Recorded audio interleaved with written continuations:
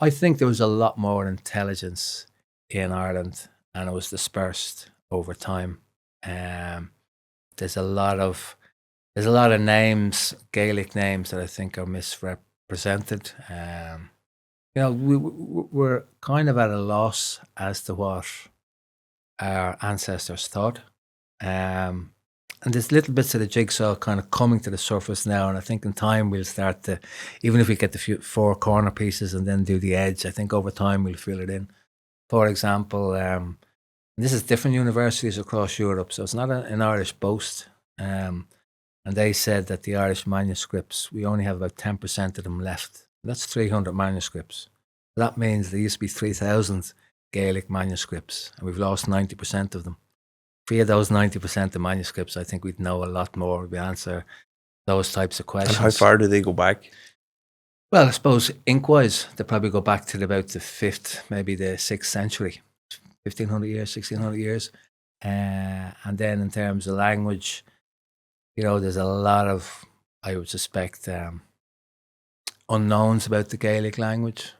I was told at school, I presume most people are told at school, that St. Patrick brought literacy to this country, this island. I don't think so. I think it was here already. We're told that the Gaelic language... What year was St. Patrick again? 432. 432. Yeah, well, I didn't hear that before, but that doesn't feel... That's not what I ever thought. Yeah. I feel like it's here a lot longer. Sorry, continue. Yeah. No, but maybe it's different schooling, maybe, and that could be my overstatement. But then even the Gaelic language, some people say, well, it came here with these people, the Celts from France or from Switzerland, Hallstatt and Latin. They were very good artistic miners of iron. But again, that's beginning. There's a lot of different linguists across the world now really questioning that, and they're saying that Gaelic is probably older than Greek and Latin. It's funny. It's a lot to do with perspective and where you sit. And if I was sitting over there, I might think. Yeah, but I'm curious to hear what your perspective is. Where does it all go back to you? Or how far do you go back in your version or your history? Well, reading people, like I think a debate where I would say I don't know. There's a guy, he's passed away now, a linguist, Professor Veneman, and he reckons that the Irish language, the Welsh language, the Scottish Gaelic language goes back as far as the Neolithic. Now, Neolithic is a term, right? Which period is that again? This is kind of before the Bronze Age. So the Stone Age. Yeah, basically, more or less. When that is the megalith, when the new Grange was built. So that's about 3,200. Again, it's going back to that kind of after that Elam era, but it's about 5,000 years ago, 5,000 to 6,000 years ago. People didn't have metal weapons. They might have had stone weapons. That's debatable. But he said he thinks that the Gaelic, the native languages of these islands went back to that era.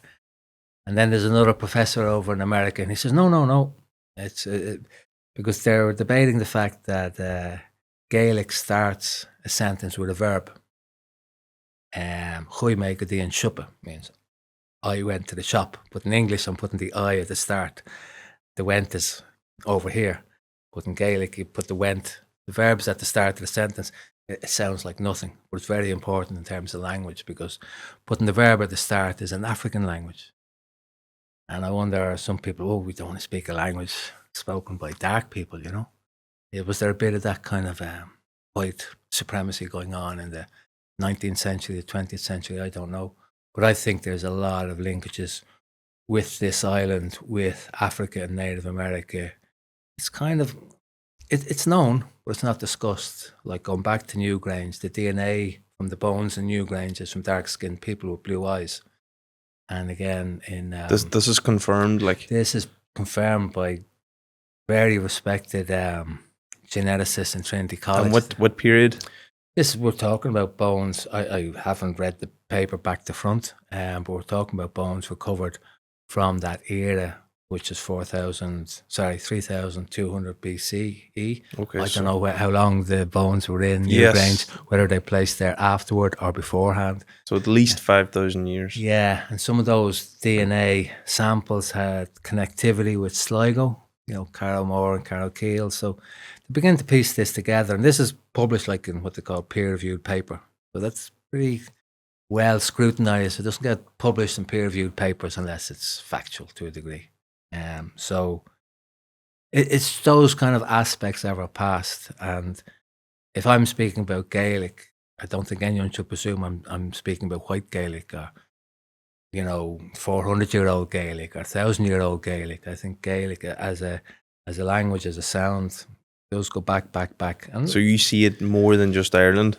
You see it like as a European thing or even as an African thing? Well, it may have had African roots, but I think it is connected to Scotland and probably Wales and probably parts of England before the Romans came into England. Well, I assume that we are somewhat, the Scottish Gaelic and Irish Gaelic, they're kind of a branch of the same. Yeah. No? Yeah, they are, yeah. And like, it's funny, there was a word that the Lowland Scots used to call the Highland Gaelic, and it's the same as the Irish Gaelic, if we use those words. And it was Irsa, IRSE.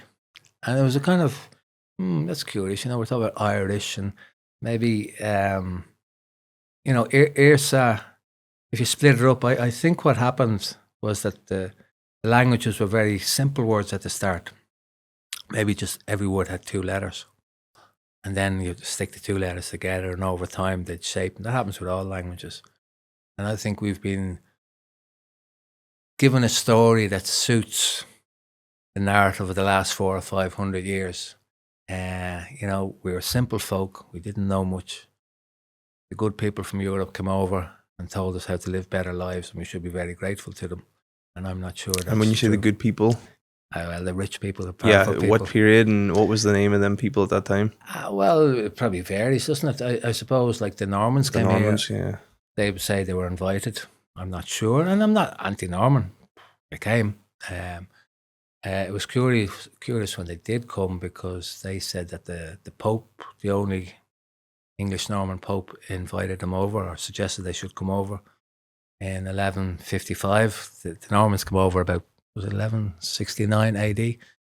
So, we're talking about 900 years, 800 years ago. And they got all the Gaelic chiefs and maybe the spiritual leaders into Dublin Castle, and they said, now you have to swear allegiance to Rome and pay taxes to Rome, which suggests that they weren't looking to Rome at that stage. So, we're told by different institutions and different bodies a story that suits themselves. I would do that. If I'm talking about wildlife, I'm going to tell the best wildlife story. I'm not going to say, oh, this bit of wildlife is bad, that bit of wildlife is bad, this is going to cause you trouble. We all do that. If you believe in something strongly enough, you'll what's the phrase? Gild the lily, you'll dress it up a little bit. Mm-hmm. So maybe now as we're getting a bit smarter, we just need the untarnished truth. Yeah. And I'm not, the truth I don't think will sink anybody, but we might all learn from it. Yeah. What do you feel the truth is?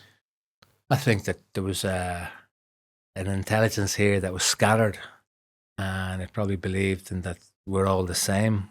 And it was, it's hard dancing around words. They had a belief that we're all one. Mm-hmm. And I think their belief was probably to celebrate life. You believe that they had a belief that they're all one? I've heard that, and I feel correct me if I'm wrong, but that's like the pagans. Is that no? See, yeah, pagans is one word, but you see, if you use the word pagan, that has so much baggage, doesn't it? No, well, it depends on how you look at it. It depends who's asking. Yeah, I mean, I just see it as a group of people who lived here before Christianity was brought in, and because they had the Druids, and they were all ones. Yeah, and I think it's they're still here, aren't they? There's people you meet out there that will believe in this, and the oneness. It's hard to frame it, but they might have felt that there was one cloud around the world. And the cloud was our kind of mother womb, our water womb, Mother Nature. There's all different labels everywhere, but existence, we go back to the start of the conversation. We all have to drink water. We all eat food. Where's that food coming from? It's coming from the oneness.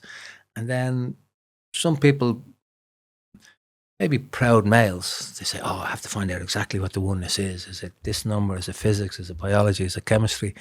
And after a while, you just forget, actually, okay, it's really interesting knowing that, but come back to where it's all about. There's aspects of the oneness that are like a flower.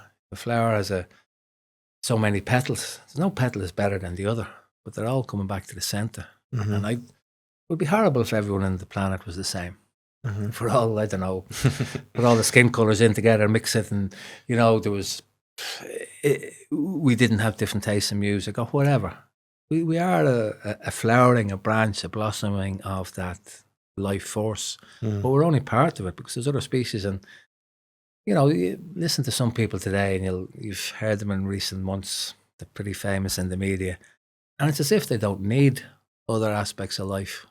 You know, that they can just live because it's their name and they've loads of money in the bank. Like, how long was money in the bank last year if you've no life around you, no water? So there's a psychology, is there, that we're trying to get away from the fact that we are life. But by admitting we are life, you have to kind of say, well, that's life. And then you say, I don't like that person. They're life as well. And I'm the same as them. And, you know, I'm sure the people on this island, whatever race they were, made all the same mistakes that we're making today. And I'm sure at some stage they were bad. I'm sure at some stage they were good. And I'm sure at some stage they woke up in the morning after doing something, maybe killing lots of people, and said, why did I do that? And they learned. So it's not a glorious past. I'd say it's a real struggle. But I suspect that and it doesn't necessarily, and this is the big thing again, doesn't necessarily mean that it came from here. I think they were interconnecting with people across the world. So the story of oneness of life could have come from South America, it could have come from the Aborigines, it could have come from any tribe in Africa, it could have came from Suffolk or Belgium, I don't know where it came from, but it did seem to grow legs. And, you know, there's hints of it in some of the words in Gaelic, but I think there was an acceptance that, you know, the one spirit, the native people, the indigenous people would say the great spirit, or the one spirit, or the one force. Some people might say life force, or it's very hard to describe. And if you say one word, some people will reject it, but a similar word they might accept. But it's that oneness. And I suppose what we're seeing in the media now is it's very easy to say they're other. So you can bomb them because they're other, they're not us. You know, that's trying to paint people as though they're not human, they're not life.